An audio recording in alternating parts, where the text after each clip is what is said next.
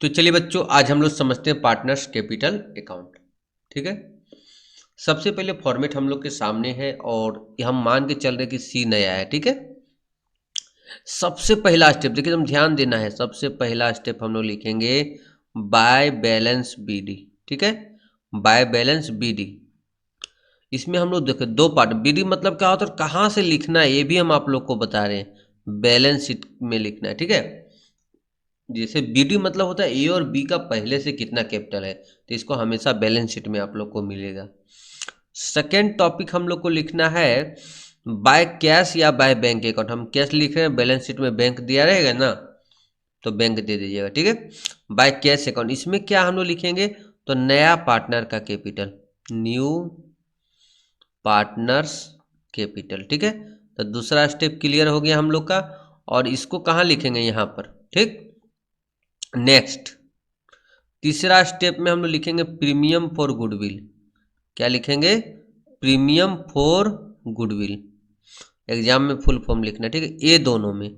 और इसको sacrifice ratio में बांटना है। और एक चीज और बता देते हैं आप लोग को कि ये दोनों ये हमेशा एडजस्टमेंट में दिया रहेगा। कहाँ दिया रहेगा, तो तीन स्टेप हो गया। चौथा स्टेप में रिवैल्यूएशन अकाउंट, अगर प्रॉफिट होगा तो इधर लिखाएगा और लॉस होगा तो उधर लिखाएगा। ठीक है ना।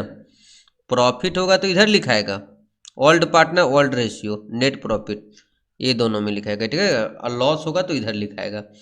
अब देखिए पांचवा, ये जो पांच ठो हम बता रहे हैं लगभग सारा क्वेश्चन में रहेगा।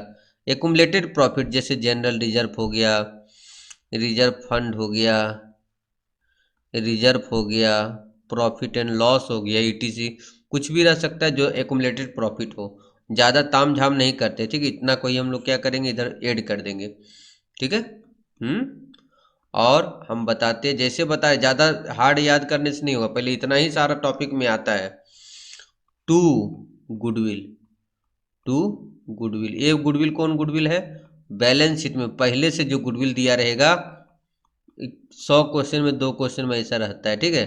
ओल्ड गुडविल दिया रहेगा, ओल्ड पार्टनर में बांट के क्या करना है, खत्म कर देना है।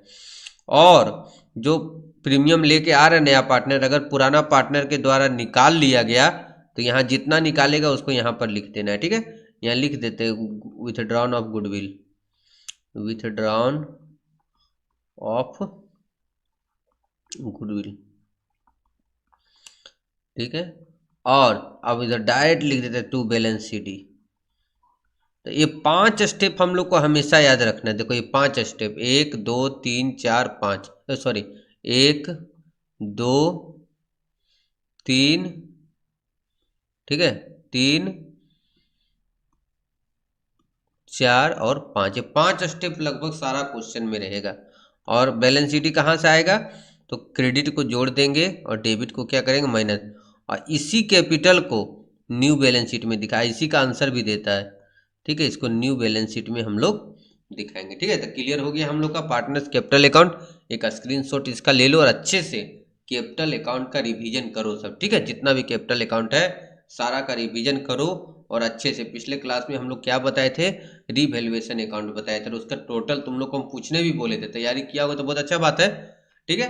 तो आज हम लोग करेंगे पार्टनर्स कैपिटल अकाउंट का पूरा एडमिशन ऑफ ए पार्टनर का, देखेंगे कि हम लोग का आंसर आ रहा है या नहीं आ रहा है। प्रैक्टिस करेगा तभी एग्जाम में अच्छा मार्क्स आएगा। ठीक है। प्रैक्टिस करना बहुत जरूरी।